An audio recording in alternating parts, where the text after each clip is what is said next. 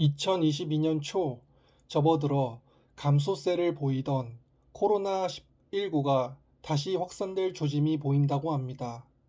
지난 6월 29일자 0시 기준으로 코로나19 신규 확진자 수가 1만 463명으로 집계되면서 지난 6월 9일 이후 약 20일 만에 1만 명을 넘어선 것입니다.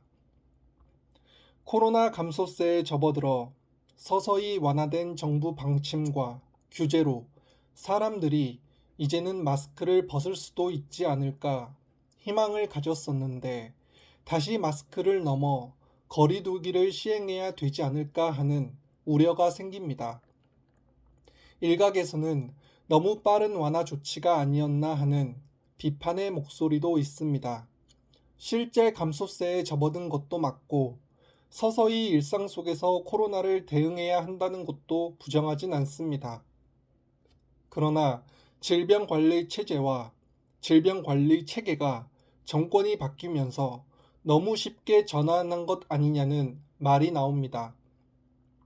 코로나19가 감소세에 접어든 거지 완전히 종식된 것이 아닌데 일상 속에서 코로나가 사라진 것처럼 모든 걸 쉽게 풀어버렸다는 것입니다. 문재인 정부는 질병 대응 체계를 원스톱으로 구축했고 오전 오후 코로나19 대응 브리핑을 통해 소식과 정보를 전달했습니다. 그리고 혹여 방송을 못 봤던 사람이라면 스마트폰을 이용해서 볼 수 있도록 공식 코로나19 홈페이지를 개설하여 모든 정보를 일괄적으로 확인할 수 있게 만들었습니다. 백신도 계속해서 접종할 수 있도록 했었고요. 지금 윤석열 정부는 그러한 질병 대응 체계를 거의 변화시켰습니다. 일단 원스톱의 컨트롤 타워를 없애고 즉각 대응에 따른 변화를 구축했습니다. 그리고 여러 가지 세부적인 조치는 없애거나 축소시켰고 대부분을 권고 사항으로 바꿨습니다. 그래서 코로나19에 지쳐있는 사람들 중에 그러한 정부 방침이나 질병 대응 체계에 대해 반기는 사람들도 있었습니다.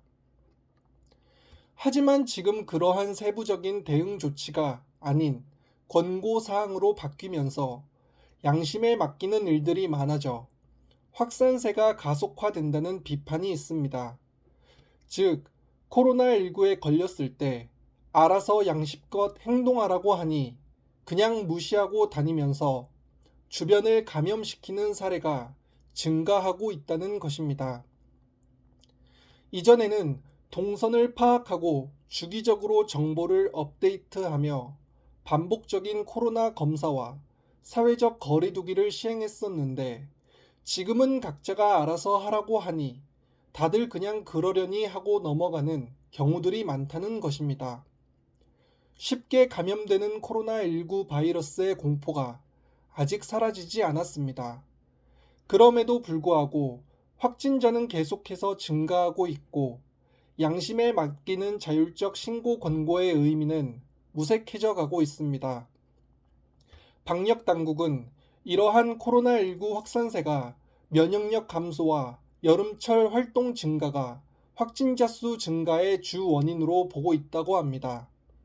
그럼 뭔가 대책을 세워야 할 텐데 아직까지 별다른 대책은 없는 것 같습니다.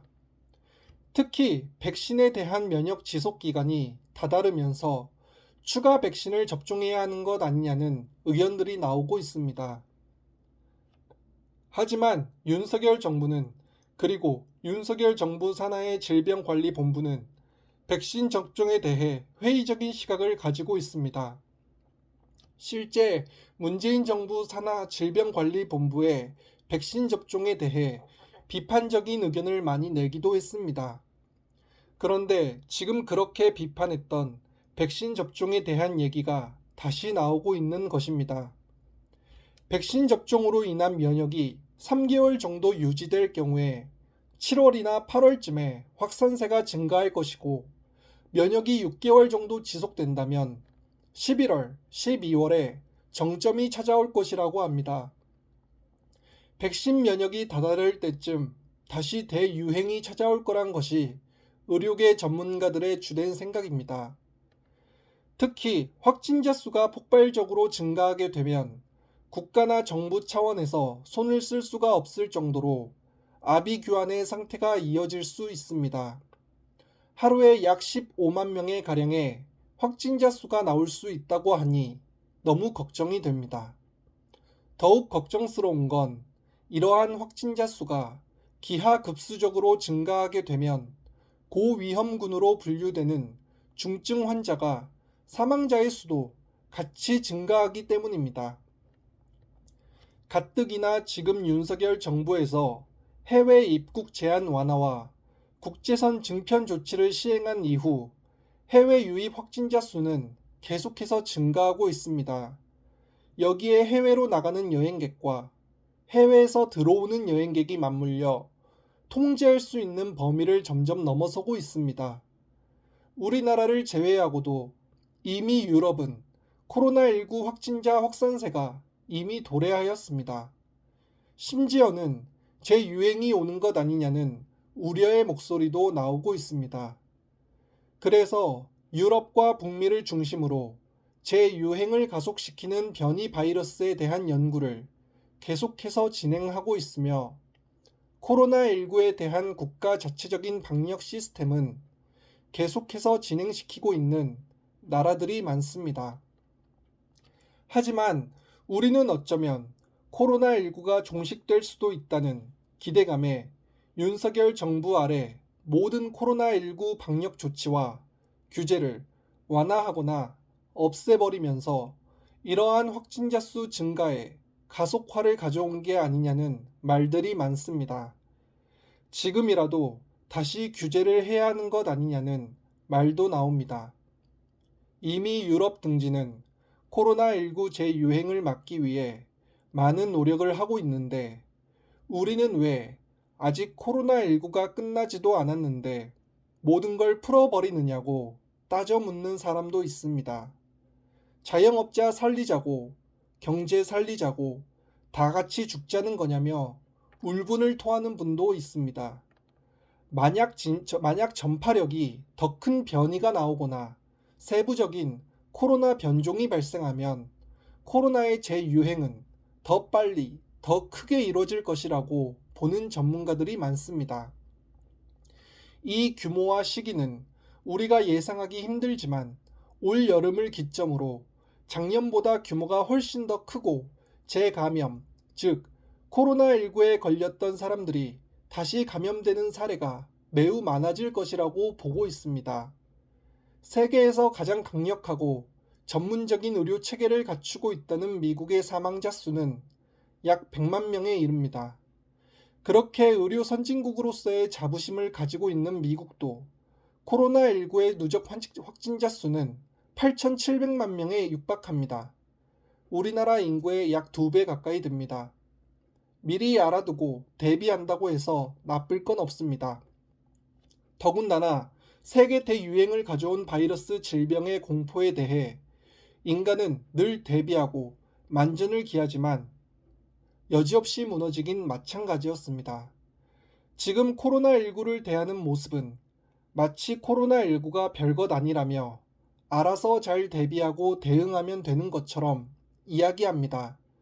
지금 코로나 관련 정보를 보기 위해 인터넷 사이트에 들어가 보면 모든 정보나 기록들이 축소되어 있거나 제외시킨 것을 볼 수 있습니다. 그래서 자세한 정보를 확인하기가 힘듭니다.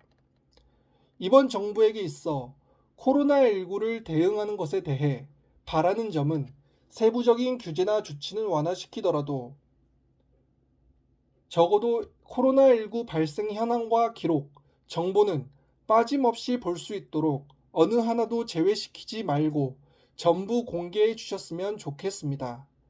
예전에는 사이트 한 번만 들어가서 보면 다 볼 수 있었던 정보들이 지금은 찾아보는 게 너무 힘듭니다. 일괄적으로 보여주는 것도 없어서 따로 홈페이지에 접속해서 하나하나 눌러봐야 합니다.